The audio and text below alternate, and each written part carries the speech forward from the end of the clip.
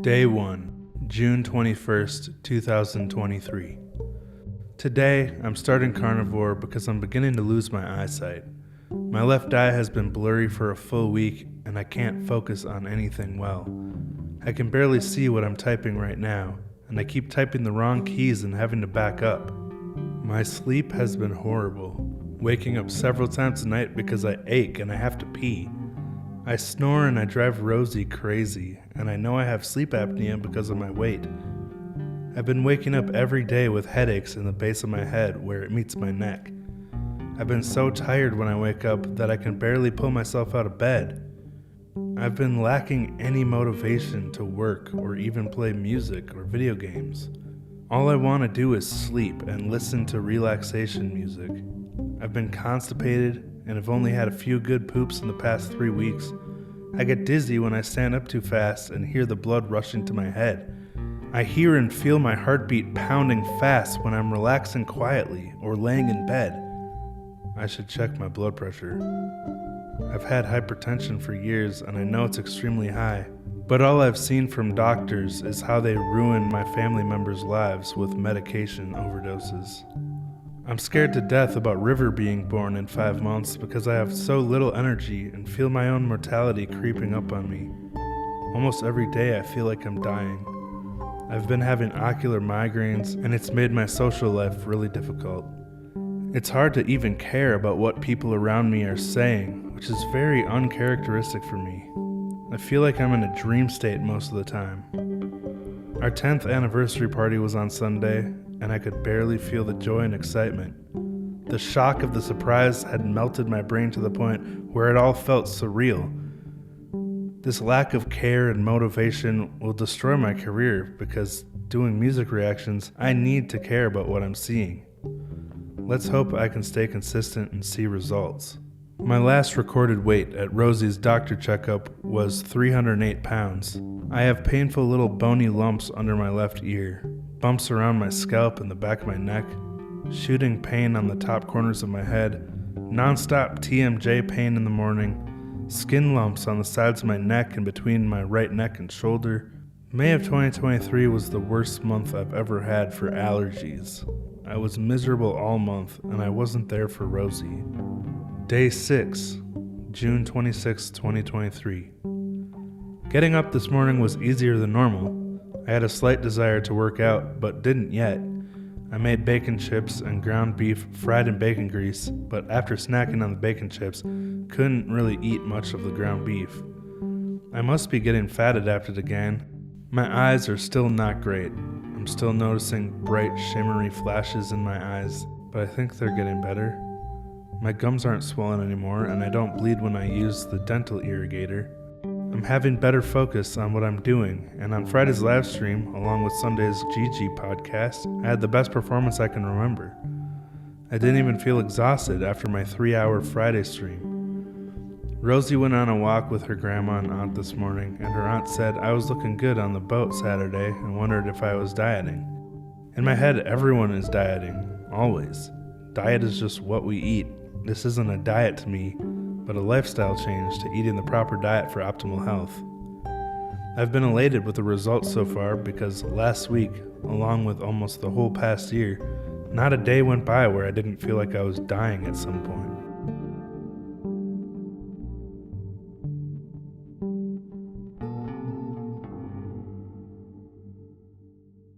This was my journal when I first started carnivore in 2023, and it went really well for a while. I was on it from June 21st, 2023 to August 21st, 2023, so exactly 2 months to the day, but I often had cheat meals, only on the weekends. But I was down to 265 or 263, something like that, when this whole event occurred.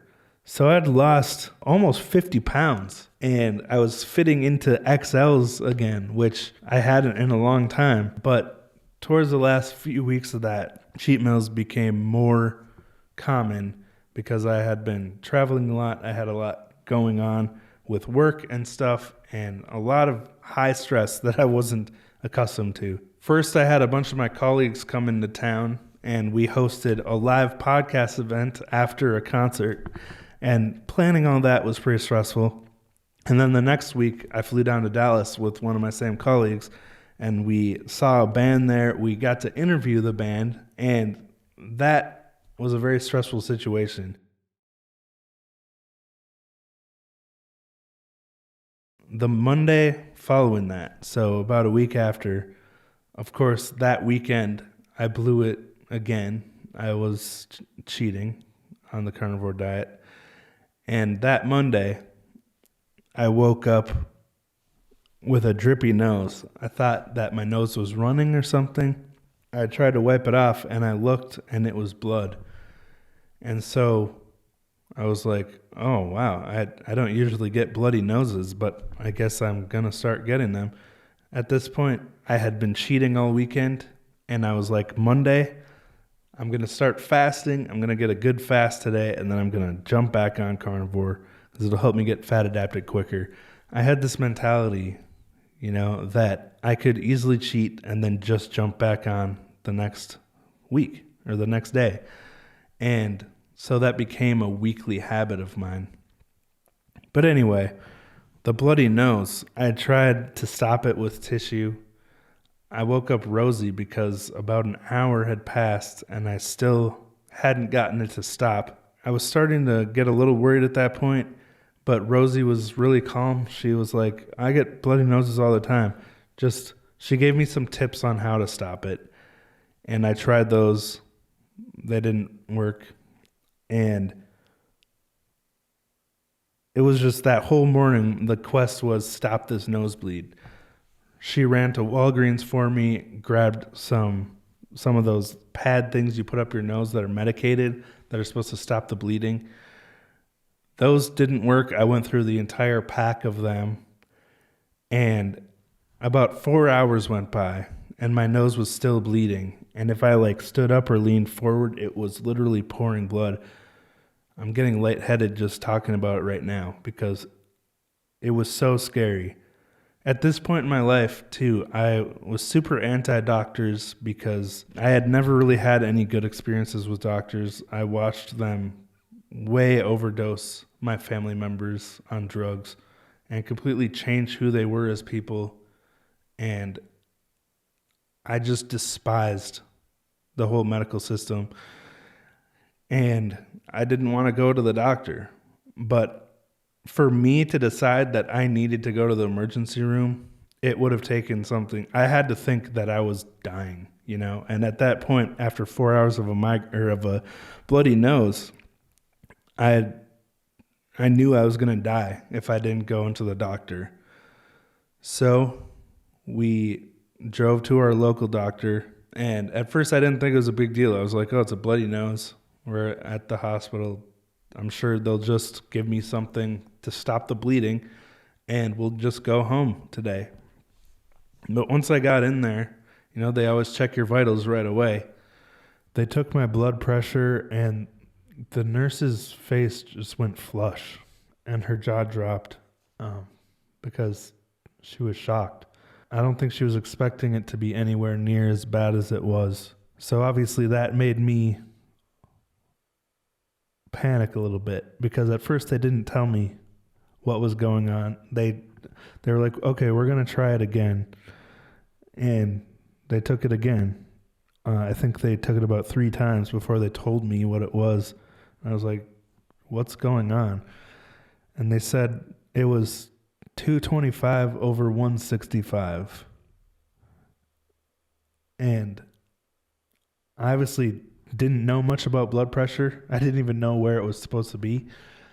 But now, knowing it's supposed to be 120 over 80 or less, it's terrifying. It wasn't just hypertension. It wasn't just high blood pressure. It was far beyond a hypertensive crisis even. It was, how is this guy even alive still, So obviously their reaction made me freak out a little bit. So they took my blood and realized that my kidney function was at about under 20%. Let me see if I can pull up the actual data. Took me a while to find this because there are literally, hundreds of tests As you can see here, my creatinine level was at 3.71 milligrams per deciliter, I think is what that measurement is, which the normal range is under 1.25. So severely high. And then my EGFR, which is the filtration rate of your kidneys, was at 21, and it's supposed to be over 90. 21% kidney function, something like that. And they were just floored. They couldn't believe it. So I was immediately admitted. They immediately called another hospital in the Twin Cities because they were like, you need specialists. That was obviously really scary. Inside, I was like flushed, really terrified about what was going to happen. But I was trying to pretend I wasn't because Rosie was right there. And she was also like in denial with me. We were like, we can't stay overnight. We got things to do. You know, she was 4 months pregnant at the time, and I need to actively work, you know, to make a living. So we were like, no, we don't want to stay overnight. But they were like, if you don't, you're probably going to die. So we waited there for hours and hours for the ambulance to finally show up, which I didn't want, but they were like, we're not going to let you out of our sight. You know, we're not going to let your family take you to the hospital. So they pretty much forced me to get an ambulance, which I realize now I probably could have fought a little more because I'm the paying customer. I get to make the final decision on my healthcare, but this was literally my first experience with a doctor in my entire adult life. So they sent me in to a hospital in the Twin Cities where they went on to run a lot more tests. I was there for 4 days. They weren't sure what it was. They ran a bunch of kidney scans and heart tests and all kinds of stuff, but they couldn't find anything physically wrong with me. So the official diagnosis after 4 days in the doctor was that it was all caused by hypertension, the high blood pressure. And I forgot to mention, while I was in the emergency room, they were giving me a bunch of medications, trying to see what would work. And they had to keep working up to get to the point where they found something that actually worked. So I ended up on 3 medications. I got to go home, but I had to check in every week for a while. They asked me what I had been eating, what I had been doing. And, you know, I said I'd been on the carnivore diet for the last 2 months. You know, obviously I wasn't eating it strictly. I was cheating a lot. But I ended up blaming the carnivore diet, and I became terrified of the carnivore diet for a while because I had just gone through this extremely traumatic health crisis, and it all happened after I was on carnivore for 2 months. So I was like, oh my gosh, I guess all these doctors are lying. All these people who have had success are lying. I almost killed myself eating carnivore. And that really did a number on my head. So when I was in the doctor, I specifically asked my kidney specialist and my, what are they called? They had a cancer specialist in there too. I can't remember what they're called at this point. But, you know, they were looking for everything. I asked both of them what I should be eating. Like, what can I do to help my body get through this, you know? And my kidney doctor said, it doesn't really matter what you eat, but I'd say just eat a lot of vegetables. So that was the advice from my kidney doctor, which I gotta say, he was one of the nicest guys. He really genuinely cared, and he was very helpful to me. Then the cancer doctor, I gotta look this up. Oncologist, that's what it's called. I asked him about what was going on. I guess he was in there. It was oncology and hematology he specialized in. And, you know, because my blood count was also really low from my nosebleed, I asked him about what I should be eating. And he basically told me, well, my wife is a nutrition specialist. You could make an appointment with her. So instead of my doctor giving me advice that I was asking for, he basically said, no, you need to pay for this advice. I'm not going to give it to you for free, which I get it. You gotta make a living, but to be so stingy with advice that could potentially save your patient's life is pretty insane. This same doctor did end up saying to me on a follow-up visit that grass-fed butter is really healthy. So when I went home, I tried to apply what the doctors told me. I was eating as many vegetables as I could and also as many healthy fats as I could. I just wanted to get better. And I did see improvement in my numbers. I think my GFR went up to in the 30s. So even though that's still not very good, it's like 1/3 kidney function, it was a lot better for me relatively than 20%. I started eating a lot of vegetables. Over time, I started to really crave junk food again. And over the next few months, I pretty much went back to the standard American diet I was eating before. Like basically whatever I felt like eating. And get fast food a few times a week. Because I was like, well, the doctor said it doesn't matter what I eat anyway. I got these pills. They're going to keep me alive. And I would check my blood pressure regularly. I just started living my life and not consciously thinking about food because I was like, it doesn't matter anyway. That's what my doctors told me. But I want to give you a quick backstory on me. I grew up a fat kid. I think when I was in second grade, I crossed 100 pounds, and it just kept going from there. Like, when I was in middle school, I was around 300 pounds. And that's when my mom wanted me to see a nutritionist, which I went to a nutritionist at 16. And all credit to her, she actually told me that the key, don't worry about calories. She said, you get a set amount of carb choices per day. And a carb choice was 15 carbs. So she had me tracking carbs even way back. This was early 2000s, so she was on the right page, and it did help me lose some weight, but I was still super overweight. I had been my whole life.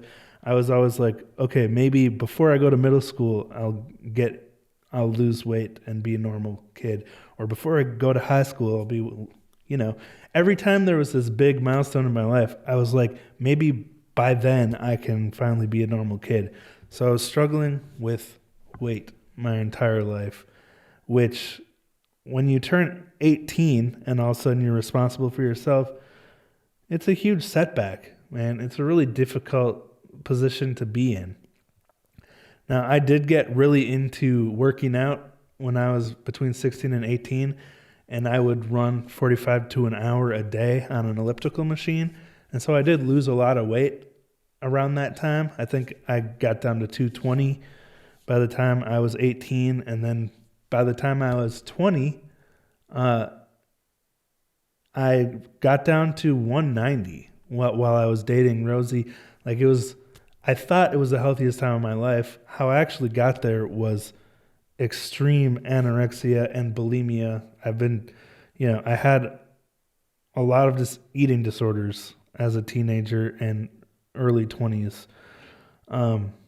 which obviously was a super unhealthy way. I would eat like one bite of a granola bar per meal of the day. So I'd only have one granola bar in the entire day. And it was just such an unhealthy place to be. But anyway, all that is to say that I've been struggling with weight my entire life, and I lost a ton of weight when I was between 16 and 18. But as things happen when you lose weight in an unhealthy way, instead of changing your lifestyle, it all came back throughout my first few years of marriage. And I started working at the post office around that time too, eating a lot of gas station food because I'd be heading out to my route and I needed to eat something because it was cold and I was riding in a truck with the window down all day. And I was like, I need something to warm me up. So I'd get gas station junk food and eat that on the way to my route for years. And I obviously started to balloon and get super heavy again. Thankfully, it was a really active job, so it kept me from like gaining weight really fast, but it was still happening. And over that time, my blood pressure started to go up and up because of my terrible diet and the insane stress of the job itself. When Amazon came in to the post office, it became a completely different place. And we never knew how late we'd be working. Most days were at least 10 to 12 hours, and yet we were only getting paid for 8 hours because of the way they count. You only get overtime for 3 weeks of the year before Christmas. And otherwise, any hours you work over your 8 hours or whatever your route's evaluated at, that's all you get paid, no matter how long you were actually at work. So that was super stressful in itself because I felt like I was wasting my life away. I never got to see my family. I never got to do the things I wanted to do with my time. And that was really difficult. I started having headaches like every day.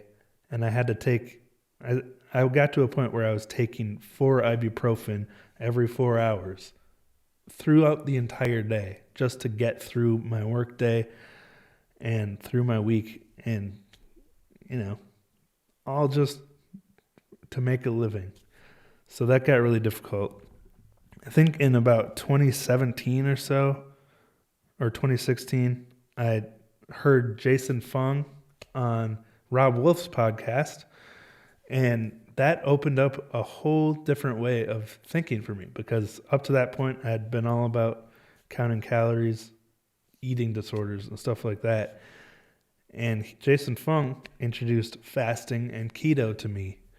And so I got really deep into that world, and I had mild successes on that, but I was never able to stick to it long term. I did a few extended fasts, but I was always craving. It was always this feeling of emptiness while I was fasting. So I could never stick to it for very long. But that was my introduction into the low carb world.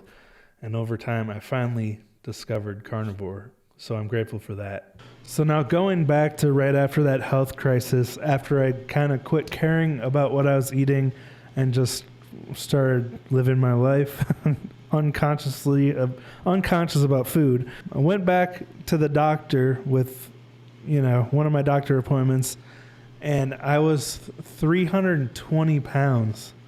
So more than 10 pounds heavier than I was before I started carnivore in 2023. I had moved back up to 2Xs and then to 3Xs, which is what I've been wearing, for the past year or so.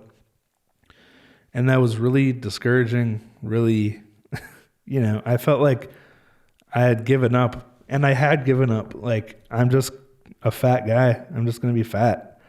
These pills will manage my blood pressure, and I'll just live my life being fat. But I started to get really unhappy and depressed, and back to that point where I felt no joy in life. And so I started researching carnivore again because I was like, am I missing something? And I saw a lot of people had reversed their kidney disease with carnivore. I was diagnosed with chronic kidney disease, stage 4. And I thought I had destroyed my kidneys. All these mainstream sources say protein destroys your kidneys. And when I had that crisis after being on carnivore, I obviously believed it because I thought, I've lived that. I know protein destroys my kidneys. But I couldn't ignore the fact that this medication and eating a lot of vegetables had only gotten my GFR up to like just under 40. That was the most improvement I've seen. And I saw other people sharing their stories on YouTube who had been stage 4 like me and had raised their GFR to around 80. And I thought that was really inspiring. And I was like, why did that work so well for them? I realize now it's because they were strict. They didn't have cheat meals. They didn't, caved to those cravings at first, and they eventually got really well adapted so they didn't have those cravings anymore. Because if you give into the cravings one weekend, that next week, those next 3 or 4 days are going to be miserable. You'll have a good day Friday, and then on the weekend, you'll be back and you'll be like, oh, I want to have another cheat meal. I earned it because I did good this week. But then every week, you're just miserable during the week, and that's the cycle I had fallen into this first time I did carnivore. I was still losing weight, which I was like, wow. Now I realize it's probably because my heart was working so hard. My blood pressure was insanely high, which probably meant my metabolism was really, really good then, but not in a healthy way, It was just because I think my heart was working so hard. And now with one of the medications I'm on, it slows my heart down to like 50 BPM. So my metabolism is basically destroyed. Like it's going to take me a lot longer this time around to lose weight. But I eventually finally started to believe in carnivore again when I saw all these stories of people healing their chronic kidney disease. And so I got back on the horse a few different times, but I've struggled to make it past those 2 weeks without cheating. I think I did a couple months stretch back this summer. Now during this 2024 summer stint I did of carnivore, I made it again for a decent amount of time, but still cheating on the weekends. And my blood pressure was getting a lot better. It was regularly in the 110s. And I was like, okay, I was starting to feel tired all the time because my blood pressure was so low and my meds were making it lower. I was like, I think I need to get off some of these meds so I can have more energy again. So naturally I wanted to get off of the one that was slowing down my heart rate because I knew it was also limiting my ability to lose weight, having such a low metabolism. So I scheduled appointments with my doctors because I was like, we're turning things around now. My blood pressure was consistently in the 110s. So I went into my primary care physician and presented the whole thing. Like, I'm taking good care of myself now. My blood pressure is lower than ever, but I'm really struggling to lose weight. And I'd like to get off of metoprolol because it's, slowing down my metabolism. And he's like, well, I'm not going to take you off of that. You need to go see your kidney specialist about adjusting your medications because she's the one who, was prescribing them for me at that point. So I understood that. But then he's like, I want to run a bunch of tests on you. So they checked my thyroid, they checked my liver, and diagnosed me with fatty liver disease as well, which makes sense since I was cheating every weekend. But diagnosed me with fatty liver disease and then tried very persistently to get me started on Ozempic. Now, this was when Ozempic's popularity was booming. I don't know if it's as popular now, but this summer of 2024, it was everywhere. And I have a lot of friends that have had some success on Ozempic, but I've learned how it actually works, from the doctors. And it literally slows down your digestion to a point where food is sitting in your stomach for a long time. Yeah, you don't get hungry as often, but hunger isn't a struggle on carnivore anyway. If you're eating carnivore, you're never feeling desperately hungry. So that was the only benefit I could see from Ozempic, and I didn't want to mess up my digestion just for an easy way out. So I told my doctor, I want to do this naturally. So I left and I scheduled an appointment with my kidney specialist, and literally the same thing happened. She tried to get me started on Ozempic. I realized they're probably getting a nice kickback from prescribing it. I think a lot of the money doctors probably make is from prescriptions they write. I don't know for sure, but I'm guessing the way they push medications, every time I go in, they want to put me on a new one. But that was super discouraging to me.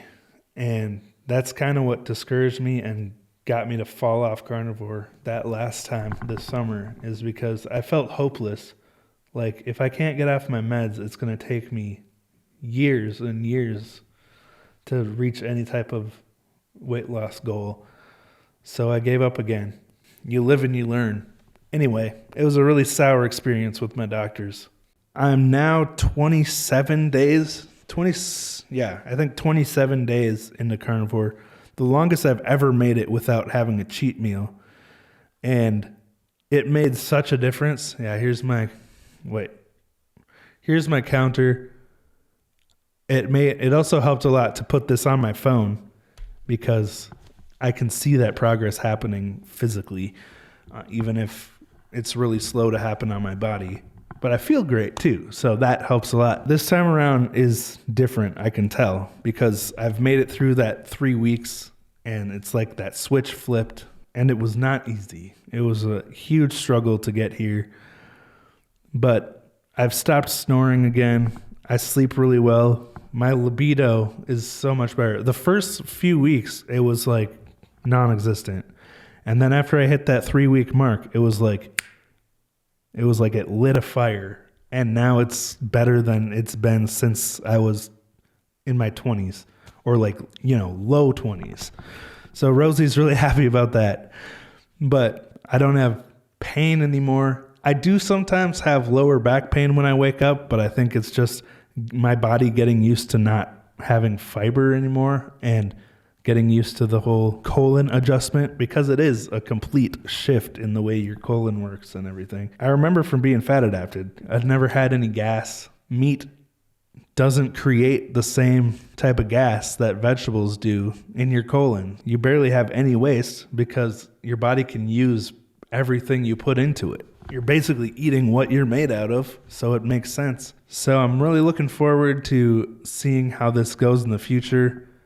My biggest reason for doing this was because we had our first baby this year, child, whatever word you want to use, and that just changed my entire perspective on life. And obviously, like having that health crisis just literally 3 months before Rosie was due was extremely stressful on her and terrifying for me. And I've just been trying to do the best I can to make sure that I can be around for a long time to take care of my son while he's growing up, give him the best life I can, spend as much time with him as possible, and our future children too. We're hoping to have at least one more. So that's been a huge motivation to me. So what am I doing different this time? Well, first of all, I have a clear goal in mind that I set. This first goal I have is just to make it to 30 days without cheating at all. I think that's a pretty reasonable goal. It gives me a clear end date, and I told myself, you know what? Anything I crave during this time, I can have it again after this 30 days anytime I want. But getting to that 30 days has taught me a lot of discipline, and a lot of the cravings I had when I first said that are gone. So I really don't think I'll need to have a cheat day once I hit 30 days. But having that clear goal in my head really helped me. So that was the first step. And second, I'm tracking now. I have a day counter that tells me exactly how many days I've been doing it. So every day I can see that progress building up, and each time the number ticks up, it gives me a little bit of pride and more inspiration, more motivation to keep going. So that really helps. And then instead of trying to implement fasting, or I know a lot of people do intermittent fasting, which I've done for years and years, and it really didn't make much of a difference for me. Instead of doing that and risking getting cravings and getting really hungry while I'm fasting, I'm just keeping myself full and satiated all the time. A lot of inspiration I've gotten from Bella, Steak and Butter Gal, because, I mean, she's in such great shape and she eats a ton of food. She ate anytime her body told her she was hungry, didn't worry about overeating. She just worried about nourishing her body. And once you get to a point where your body's fully nourished, then you will naturally stop eating or start eating less. But I'm not worried about rapid weight loss this time. I'm just worried about staying consistent, staying on long term, and staying committed. So setting those short-term goals, tracking it, and being a little easier on myself and making sure I'm always eating when I'm hungry is really helping me to stay motivated this time around. Obviously, the intro, I was lacking any type of motivation, any type of care for anything. Like, it was just, I had a miserable existence. And the combination of doing carnivore, because carnivore did benefit me a lot before I had my health crisis, and I need to clarify that none of that was from carnivore. I was already so sick when I first started carnivore. I was talking about the headaches and losing my eyesight. My blood pressure was really, really freaking high before I started carnivore. So obviously that's not what caused it. But I blamed it in my head because that's what I had been doing for 2 months.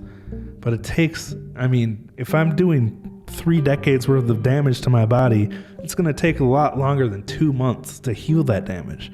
So the bloody nose, the hypertension, all that stuff was left over from before I started carnivore. And I think maybe the stress of going through the dietary change and oxalate dumping and all that stuff maybe triggered it, because it is a stressful experience for your body to switch over from crap diet, sad diet to carnivore. It's a completely different gut microbiome you need. It's completely different digestive patterns you need to learn, but your body adapts really well to them. But it is a stressful period of adaptation, which I think scares a lot of people off, because in the first few weeks, they don't feel so good. But then when you hit that 2 or 3 weeks, it's just like a complete switch. So if anything, I could say use this new year to take care of yourself. Remember this thing that Anthony Chafee posted that's stuck in the back of my head all the time now. Life is pain. You have to choose between 2 different pains: the pain of discipline or the pain of regret.